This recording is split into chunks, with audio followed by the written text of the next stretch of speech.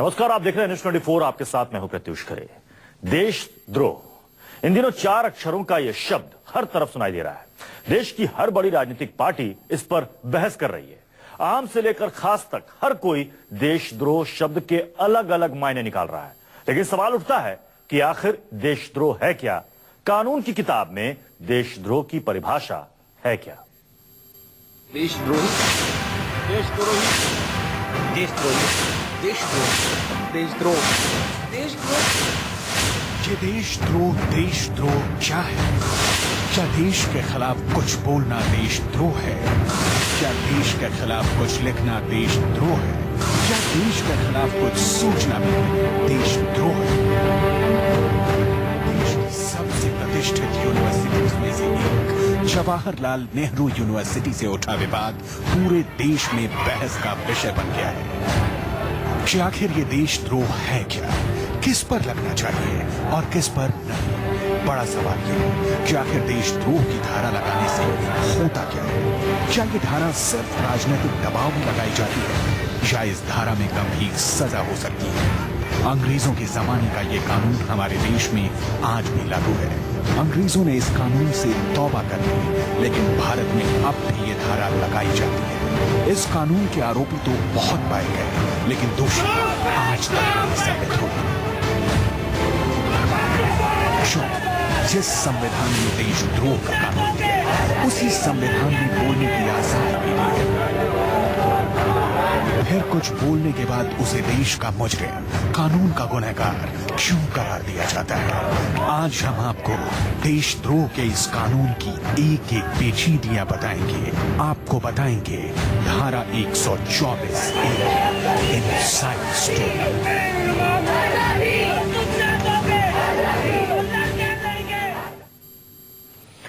देशद्रोह अपने राष्ट्र के प्रति गद्दारी, अपने देश के खिलाफ साजिश, देश का ही नमक खाकर देश के साथ विश्वासघात। देशद्रोह शब्द को आप कई तरीके से समझ सकते हैं। संविधान में इस शब्द की प्रस्तावना क्या है और कानून में इस देशद्रोह शब्द का इतिहास क्या है? आज आसान भाषा में समझिए कि आखिर देशद्रोह क्या है और कब लगता है।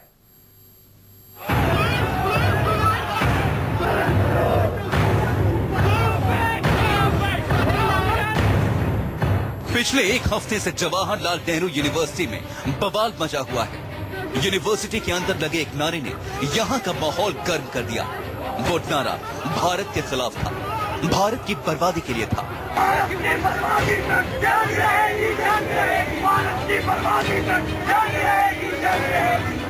जिस यूनिवर्सिटी की चर्चा उसके छात्रों की काबिलियत पर होनी चाहिए थी, उसकी चर्चा हो रही है देशद्रोह के आरोपों की वजह से। भारत विरोधी नारे लगाने के आरोप में जेएनयू छात्र संघ के अध्यक्ष कन्हैया कुमार को गिरफ्तार कर लिया गया। धारा लगी 124A यानी देशद्रोह की। देशद्रोह की धारा आज से पहले भी कई बार कई लोगों पर लगी, लेकिन इतना बवाल शायद ही कभी हुआ हो। कन्हैया पर देशद्रोह की धारा लगनी चाहिए या नहीं, इस पर पूरे देश में बहस हो रही है। देशद्रोह की धारा होती है 124 से। आईपीसी की धारा 124A में देशद्रोह की दी हुई परिभाषा के मुताबिक अगर कोई भी व्यक्ति सरकार विरोधी सामग्री लिखता है या बोलता है या फिर ऐसी सामग्री का समर्थन करता है या राष्ट्रीय चिन्हों का अपमान करने के साथ संविधान को नीचा दिखाने की कोशिश करता है, तो उसे आजीवन कारावास या 3 साल की सजा हो सकती है। जो कोई देश के खिलाफ राजद्रोह करता है, सरकार देश के खिलाफ जो है, या गवर्नमेंट जो लीगली लेजिटिमेटली इलेक्टेड गवर्नमेंट है उसके खिलाफ लोगों में हिंसा भड़काता है, नफरत भड़काता है, उसको जो है उसके ऊपर राजद्रोह का मुकदमा चलाया जा सकता है, जिसको अंग्रेजी में सेडिशन बोलते हैं। उसमें सेडिशन के तहत चार्जेस लगाए जाते हैं। देशद्रोह का कानून ब्रिटिश राज की देन है। ये तब बनाया गया था जब भारत पर अंग्रेजों का राज चलता था। इंडियन पिनल कोड में धारा जोड़ी गई 1870 में। अंग्रेजों ने देशद्रोह का कानून मुसलमानों के वहाबी आंदोलन को कुचलने के लिए बनाया था, जो अंग्रेजों के खिलाफ था। 1870 का बना कानून आजाद भारत ने अपना लिया और तब से लेकर आज तक ये कानून भारत के संविधान में चला आ रहा है। भारत में संविधान आया तब जो ये फंडामेंटल राइट ऑफ स्पीच है, उस पर जब बहस हुई पार्लियामेंट में, तब नेहरू जी ने ये कहा था कि ये जो सेक्शन है ये गलत सेक्शन है, हटा देना चाहिए, क्योंकि इसी सेक्शन के तहत बाल गंगाधर तिलक को भी ये मंडले भेजा गया था, महात्मा गांधी जी को जेल भेजा गया था, क्योंकि ये जो सेक्शन है काफी वाइडली फ्रेज्ड है। कानून के कुछ जानकारों का मानना है कि सिर्फ कहने और लिखने से देशद्रोह का मुकदमा नहीं बनता, बल्कि अगर किसी नारे से या किसी लिखित टिप्पणी से हिंसा भड़कती है तब देशद्रोह का मुकदमा साबित किया जा सकता है। लॉ एंड ऑर्डर प्रॉब्लम नहीं क्रिएट हो रही थी, ये इंक्वायरी सिर्फ पुलिस कर सकती है, वहां की यूनिवर्सिटी के कमेटी करके बता सकती है कि क्या ये सिर्फ नारे थे या इससे जो है लोगों को उकसाया जा रहा था कि देश के विरोधी वो कार्रवाई करें जिसमें जान माल को खतरा हो सकता था, तब उनके ऊपर राष्ट्रद्रोह का section 124A of the IPC लगाया जा सकता है। देशद्रोह के कानून को लेकर संविधान में विरोधाभास भी है, जिसे लेकर अक्सर विवाद उठते रहे हैं। दरअसल जिस संविधान ने देशद्रोह का कानून बनाया है, उसी संविधान में अभिव्यक्ति की स्वतंत्रता को भारत के नागरिकों का मौलिक अधिकार बताया गया है, यानी बोलने और लिखने की आजादी। मानवाधिकार और सामाजिक संगठनों के कार्यकर्ता इसी तर्क के साथ अपना विरोध जताते रहे हैं और आलोचनाएं करते रहे हैं। देशद्रोह का कानून है, इसमें एक केस था Balwant Singh versus state of Punjab, जिसमें सुप्रीम कोर्ट ने जिस आदमी ने खालिस्तान के फेवर में नारे लगाए थे उसके ऊपर ये चार्ज लगाया गया था, लेकिन सुप्रीम कोर्ट ने उसको खारिज कर दिया था, यह कहते हुए कि सिर्फ नारे लगाने से देशद्रोह नहीं हो जाता, जो नारे लगाने से या इस तरह की बातें करने से आप लॉ एंड ऑर्डर को डिस्टर्ब करते हैं, वायलेंस और क्राइम इंस्टिगेट करते हैं, वो सेडिशन होता है। कानून में बोलने की आजादी है, अपनी राय रखने की आजादी है, लेकिन स्वतंत्रता के नाम कुछ भी कहना, किसी भी हद तक जाना, क्या तब भी देशद्रोह का मुकदमा नहीं लगेगा?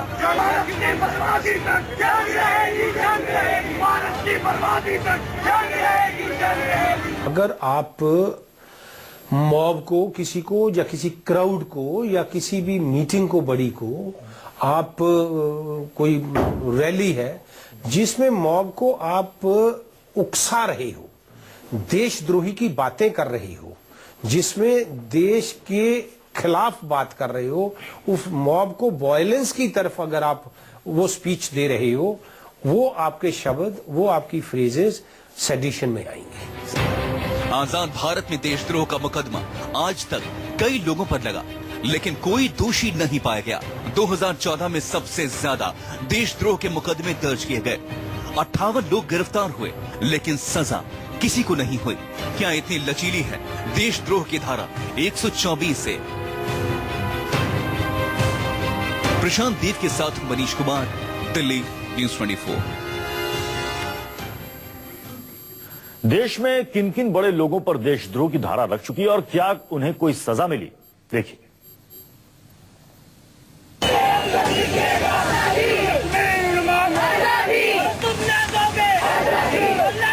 देशद्रोह के मुकदमे पर कई बार बहस छिड़ी, कई बार यह सवाल उठा कि सिर्फ बोलने या किसी माध्यम से अपनी राय जाहिर करने की वजह से देशद्रोह का मुकदमा क्यों दर्ज किया जाता है। 2012 में मशहूर कार्टूनिस्ट असीम त्रिवेदी पर देशद्रोह का आरोप लगा। असीम त्रिवेदी पर आरोप लगा कि उन्होंने अन्ना हजारे की रैली में ऐसे पर्चे लगाए जिनमें भारतीय संविधान का मजाक उड़ाया गया था। अपनी वेबसाइट पर आपत्तिजनक सामग्री डाली। बाद में उन्हें गिरफ्तार भी किया गया, लेकिन बॉम्बे हाईकोर्ट से उन्हें राहत मिल गई। हाईकोर्ट ने असीम त्रिवेदी के केस को खारिज कर दिया था, यह कहते हुए कि आपको पूरा freedom of speech and expression है, अगर आप कोई चीज अपने एक्सप्रेशन के तहत बनाते हैं तो वो गुनाह नहीं है, उस पर सेडिशन का चार्ज नहीं लगेगा। लेकिन आपके अगर इस एक्ट से लॉ एंड ऑर्डर इश्यूज होते हैं, आप वायलेंस और क्राइम प्रमोट करते हैं, क्योंकि अगर आप लोगों को उकसाते हैं कि वो क्राइम करे तब वो सेडिशन चार्ज माना जाएगा। और चूंकि इसमें कोई लॉ एंड ऑर्डर प्रॉब्लम नहीं थी, कोई लोगों को उकसाया नहीं गया था, इसलिए सेडिशन का चार्ज जो था बॉम्बे हाईकोर्ट ने ड्रॉप कर दिया था। 2010 में मशहूर लेखिका अरुंधति रॉय पर देशद्रोह का आरोप लगा और उन्होंने एक सेमिनार में हुर्रियत लीडर सैयद अली शाह गिलानी की मौजूदगी में कश्मीर की आजादी की बात कही थी। मामला दिल्ली में दर्ज हुआ, लेकिन वो मामला भी ठंडा पड़ा है। गुजरात में पटेल समुदाय के लिए आरक्षण की मांग को लेकर हार्दिक पटेल ने आंदोलन छेड़ा, सरकार विरोधी नारे लगाए, उन पर भी देशद्रोह का मुकदमा दर्ज किया गया। मामला अब भी चल रहा है। कश्मीर में अगर वो कहें कि हमने अलग होना है और हम भारत में नहीं रहने को तैयार, सिर्फ कहने से नहीं होगा। अगर उसके ऊपर वो अमल करना शुरू कर दें, पुलिस के ऊपर अटैक करना शुरू कर दें या निहत्थे लोगों को पीटना शुरू कर दें, मारना शुरू कर दें, गोली चलाना शुरू कर दें, वो देशद्रोह होता है। देशद्रोह की धारा 124 से इतनी उलझी हुई थी कि उसे साफ साफ समझाने के लिए 1962 में सुप्रीम कोर्ट ने एक फैसला सुनाया। सुप्रीम कोर्ट ने अपने फैसले में कहा कि जब तक किसी के नारे से या किसी के लिखने से कोई हिंसा न भड़के या कोई हिंसा भड़काने के मकसद से कोई नारा दिया गया हो, तब तक देशद्रोह का मुकदमा नहीं बनता। 1962 में सुप्रीम कोर्ट की एक जजमेंट आई 5 जजों की, कॉन्स्टिट्यूशन बेंच की। उसमें सुप्रीम कोर्ट ने ये इंटरप्रिटेशन दिया है कि सिर्फ बातों से देशद्रोह का मामला नहीं बनता है। जब तक हिंसा भड़काने की मंशा न हो या हिंसा करने की, जब तक उस आरोपी ने कुछ किया ना हो भड़काने के लिए, तब तक देशद्रोह का मामला नहीं बनता है। 2014 में के कविता पर देशद्रोह का मामला दर्ज किया। जब तक उस आरोपी ने कुछ किया ना हो भड़काने के लिए, तब तक देशद्रोह का मामला नहीं बनता है। 2014 में के कविता पर देशद्रोह का मामला दर्ज किया गया। के कविता के चंद्रशेखर राव की बेटी हैं। कविता पर आरोप था कि उन्होंने एक इंटरव्यू में कहा कि जम्मू कश्मीर और तेलंगाना भारत का हिस्सा नहीं थे। केस ऑफ ट्रायल होता है, एविडेंस होता है, लेकिन उसका मतलब ये थोड़ी ना होता है कि क्राइम नहीं हुआ। अर्थ तो नहीं है, लेकिन प्रोसेस के अंदर में भी एविडेंस कैसा होता है, एविडेंस के अंदर में कई प्रोसीजरल डिलेस भी आ सकती हैं, तो उसको लेकर इनोसेंस को डिले की वजह से या इनोसेंस को मात्र कन्विक्शन से नहीं देखा जाता है। कोई तय परिभाषा नहीं है कि उस दायरे में रखकर सवाल खड़े किए जाएं। शायद इसलिए देशद्रोह तय परिभाषा नहीं है कि उस दायरे में रखकर सवाल खड़े किए जाएं। शायद इसलिए देशद्रोह के मामले में जितनी आसानी से गिरफ्तारी हो जाती है, उतनी ही आसानी से जमानत भी मिल जाती है। ऐसे मामले लंबे वक्त तक चलते हैं और नतीजा निकालना मुश्किल हो जाता है। आप दिल्ली शहर के अंदर में एक प्रतिष्ठित यूनिवर्सिटी के अंदर में अपने स्वतंत्रता के नाम पर देश की बर्बादी की आवाज और नारे लगा रहे हैं और किसी और देश के को जिंदाबाद कर रहे हैं, तो कैसे अच्छा लगेगा।